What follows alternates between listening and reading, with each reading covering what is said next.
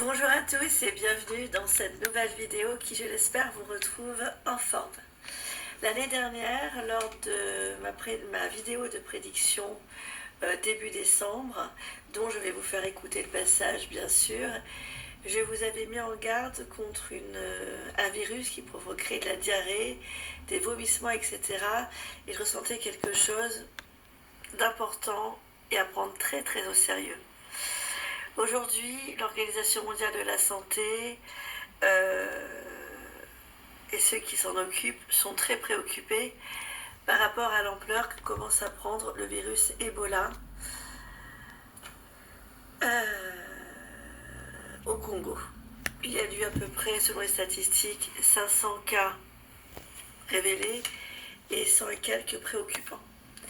Ils en sont à leur 17e vague d'Ebola. C'est un virus qui mute tout le temps. Il y a eu des vaccins à l'époque, mais là, il paraît assez virulent. Je pense que ça correspond à ce que j'ai capté en décembre, où j'ai insisté, voilà, pour vous dire que ça allait, nous allions en entendre parler. Bon, les États-Unis commencent à prendre des mesures à ce propos. Alors, qu'est-ce que Ebola? Quels sont les symptômes? Ce sont les mêmes que je captais en décembre, c'est-à-dire, je vais vous les lire. Les principaux symptômes d'Ebola sont des fièvres, vomissements, saignements, diarrhée et douleurs abdominales. Le taux de létalité moyen est d'environ 50%. Ce taux a varié de 25 à 90% lors des épidémies précédentes. Il s'avère que même si les épidémies d'Ebola se succèdent depuis des années, l'Organisation mondiale de la santé, OMS, a déclaré, donc il y a 3 jours, le 17 mai 2026, une urgence sanitaire internationale. Donc c'est un virus qui est facilement transmissible, et ça se fait, la transmission humaine en tout cas. Donc elle se transmet à l'homme par des animaux infectés. Et la transmission humaine se fait par les liquides corporels, sueur, sang, matière fécale, etc. C'est facilement transmissible.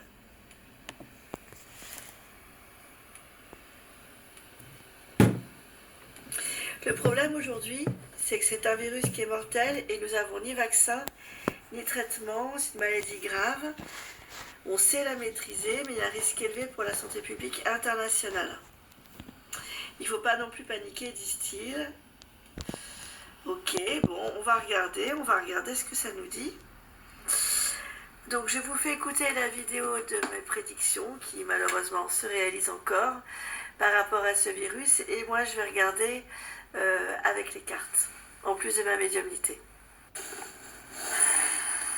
Sachez également qu'il y a actuellement dans certains laboratoires ce qu'il y a eu par rapport au Covid, puisque le Covid a été travaillé et fabriqué dans un laboratoire, malgré que le SRAS existait avant. Ce SRAS-là a été muté, travaillé pour rendre un virus beaucoup plus costaud. Actuellement, on travaille dans le laboratoire pour créer un nouveau virus qui risque d'être également costaud. Alors moi, j'ai pas forcément les voies respiratoires par rapport à ça, bien qu'il puisse effectivement à nouveau y avoir des sujets sur les voies respiratoires, on en entendra parler, c'est vrai. J'ai plus quelque chose qui correspond à ce qu'on appelle notre deuxième cerveau, c'est-à-dire les intestins, etc. Donc des problèmes en fait de grosses coliques, de gastro-entérite, de puissance 10, avec beaucoup de pertes. Et ça c'est pareil, je pense que ça nous viendra, le virus, je sais pas comment il s'attrape, mais en tout cas il est en cours de... Il y a des tests en laboratoire, alors c'est pas forcément voulu pour faire du mal aux gens, mais le virus peut effectivement fuir d'un laboratoire. Et là, on serait bien embêté, parce que ça ne serait pas être absent 48 heures pour une simple gastro. Là, c'est quelque chose qui pourrait nous tenir pendant 10, 15 jours, voire 3 semaines. On a intérêt à boire beaucoup d'eau, parce que vu ce qu'on va perdre si on chope le virus, on est mal barré. Ça me fait penser un peu, vous savez, je crois que c'est la malaria. Attendez, je vais vérifier.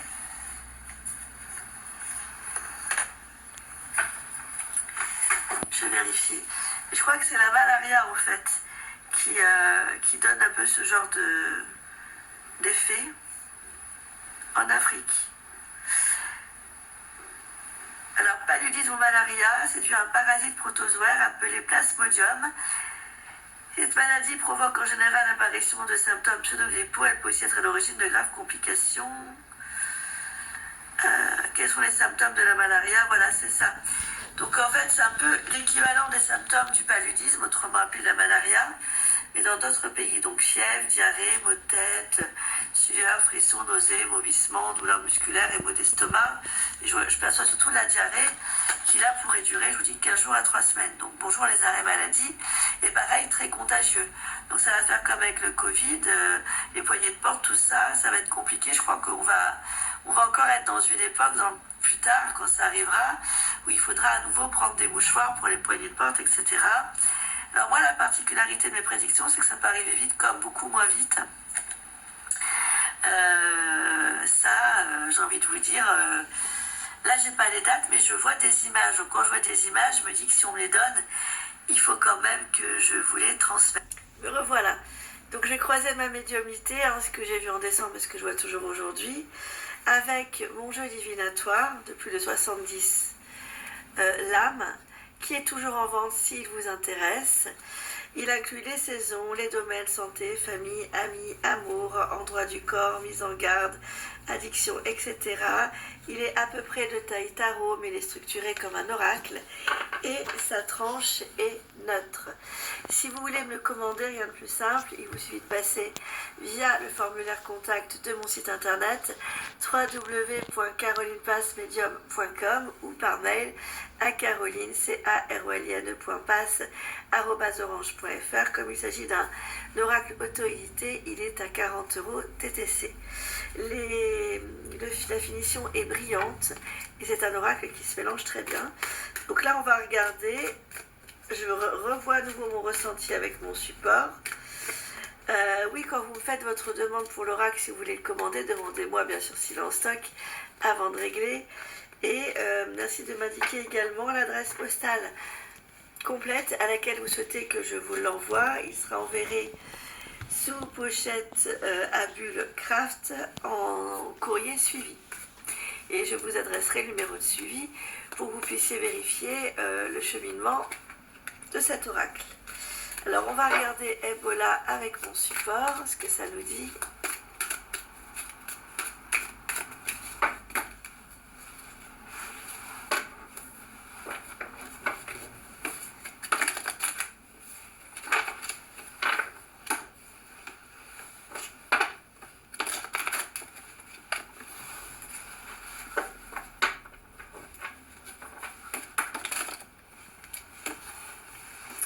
On va déjà regarder au niveau de la coupe, ce que ça nous dit.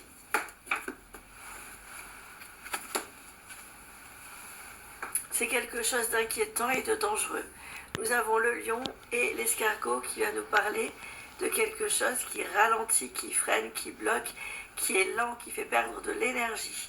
Ça, c'est la coupe de gauche. À la coupe de droite, nous avons les textes de loi. On va regarder en arrière par rapport à ce virus et il va y avoir certainement des nouvelles lois qui, cette année ou les années qui vont suivre dans les arcanes du temps, puisque ce virus n'a pas dit son dernier mot, qui vont être à nouveau mises en place. Donc ça, ce sont les coupes. Je reviens, j'ai fait tomber une carte. La carte qui était tombée, c'est comme les cartes qui sautent du jeu, j'y prête attention. C'est le lion. C'est pas pour rien.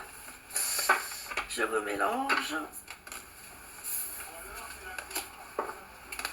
Sur le printemps, on entend encore parler jusqu'à la fin du printemps. Ça évolue bien. Allez.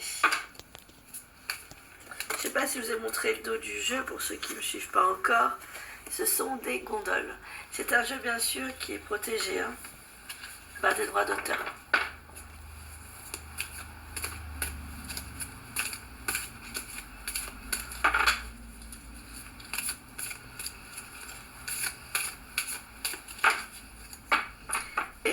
Ebola, quelle est la suite? Nous en sommes qu'au début. Allez, regardons.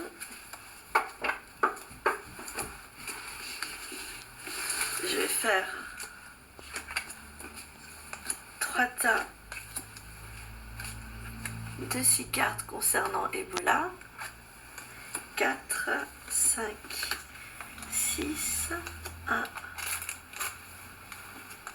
2, 3, 4, 5 et 6. 1, 2, 3, 4, 5 et 6.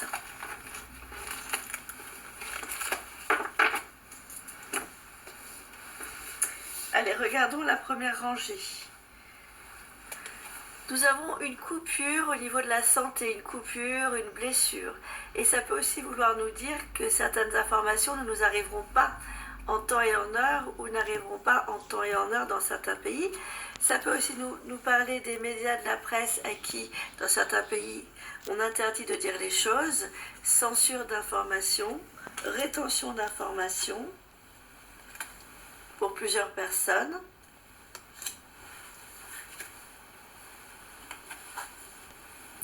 On a le cœur qui ressort. Le cœur, ça peut être donc les sentiments, l'affectif, mais ça peut aussi nous parler de répercussions au niveau cardiaque chez certaines personnes. Nous avons l'élévation, qui est une lame dans mon jeu qui est magnifique, qui va venir nous parler en fait de transformation, de transmutation inéluctable. Cette carte-là fait aussi référence, c'est un peu la même signification avec d'autres particularités bien sûr, que l'arcane sans nom dans le tarot de Marseille, la mort ou bien la déesse Kali. C'est-à-dire qu'il y a transformation, il y a des morts. On voit cette femme qui regarde le ciel avec un papillon sur la main qui va vers le ciel. Donc c'est l'annonce de deuil et de beaucoup de décès.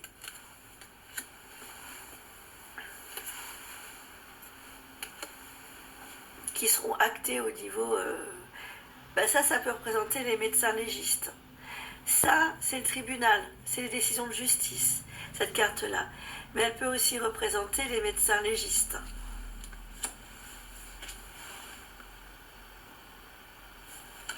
Nous avons une nouvelle ère qui se lève, une nouvelle épreuve qui arrive avec l'aube par rapport à ce virus, un commencement, un recommencement. Ça, c'était la première ligne. Regardons la deuxième. Nous avons l'être humain représenté par cette femme qui marche sur une plage, qui représente l'humanité à part entière, donc les hommes et les femmes compris. Le cactus. Le cactus va venir représenter tout ce qui est toxique, tout ce qui est fait mal, tout ce qui est difficile à bouger, à mouvoir, à gérer. Quand on met ses mains sur un cactus, ça fait mal, ça pique. Ça peut piquer un petit peu pendant longtemps, un peu comme des ronces. Juste après, nous avons les traitements, la médecine, les soins. Juste en dessous, des cactus. Donc difficile, très difficile à soigner, malgré les recherches, c'est confirmé dans le temps. Malgré qu'on sache déjà, ça se confirme dans le temps. On va tout essayer, même revenir au naturel, aux plantes. Ça va être compliqué, hein. Ça va être compliqué de trouver un vaccin. Cette carte-là peut nous parler également de vaccin, mais elle se trouve juste en dessous du cactus et des comprimés. Mais nous avons quand même un engagement, une aide, une solidarité qui reste positive entre les peuples par rapport à ce virus.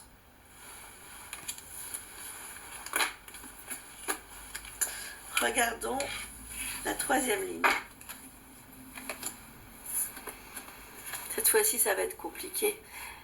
Et s'il s'arrête vite, il reprendra de manière très intense. Nous avons ce fameux feu, mais il est rouge et c'est un cœur. Donc il va y avoir des pertes d'être cher par rapport à ce virus. Et feu rouge, qui dit feu rouge, dit attention, prudence, arrêt. Il est temps de s'arrêter et de regarder ce qui se passe, de prendre du recul, de prendre de la hauteur. Pour les hommes et les femmes, l'homme ressort. torse nu dans mon jeu. C'est quelque chose, un virus qui peut être imprévisible malgré qu'on le connaisse un petit peu. Il va y avoir des côtés imprévisibles, des rebondissements, des bons peut-être dans la maladie. Nous avons là carrément les décès. Nous avons la mort qui apparaît, le squelette. Inéluctable, il y a des deuils. Ça va être compliqué. Et si ça s'arrête rapidement, ce dont je doute, ça prendra beaucoup plus fort dans les arcanes du temps. Les gens seront mis à l'arrêt. Ils seront obligés de rester chez eux. D'être en mode cocooning. Nous avons l'hiver. Maladie rude, bloquante, qui va geler beaucoup de choses dans les pays concernés par le virus. Donc, peut-être des arrêts d'activité, etc. Ça jouera sur le produit intérieur brut des pays qui seront les plus touchés. Ça jouera sur l'économie. Ça jouera... Pour cette question, aurons-nous encore des grosses difficultés de... Comme prédit malheureusement, selon cet article paru pour le compte de la presse yahoo.com le vendredi 3 juillet 2026, la faim fragilise la riposte sanitaire et les choses s'aggravent concernant l'Ebola. Je vais vous partager en dessous, dans la barre d'information de cette vidéo, le lien de cet article presse, si vous voulez le relire. L'épidémie d'Ebola qui frappe actuellement l'Est de la République démocratique du Congo continue de s'aggraver, tandis que les organisations humanitaires peinent à contenir la propagation du virus dans un contexte de pénurie alimentaire et de sous-financement chronique. Selon le directeur général de l'Organisation mondiale de la santé, Tedros Adhanom Ghebreyesus, plus de 900 cas suspects et plus de 220 décès présumés ont déjà été recensés.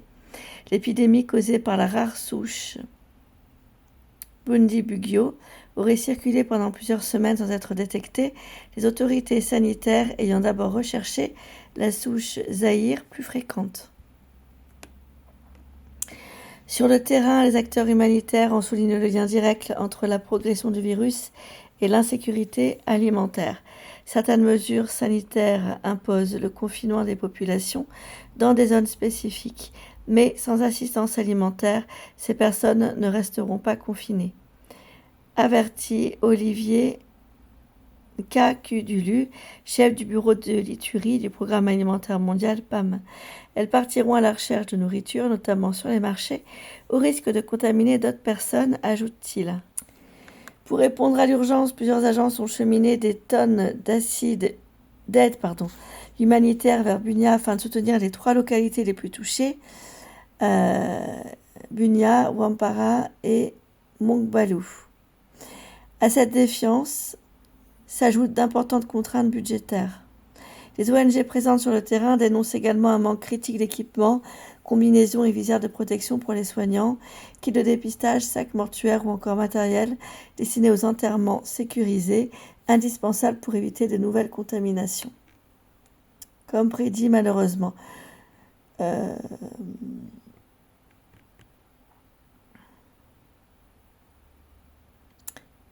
Il n'existe aucun vaccin ni traitement approuvé pour cette souche rare à l'origine de l'épidémie meurtrière en République démocratique du Congo qui se propage dans les provinces du Nord-Est. Prenez soin de vous, à très bientôt pour de prochaines vidéos et merci de votre confiance.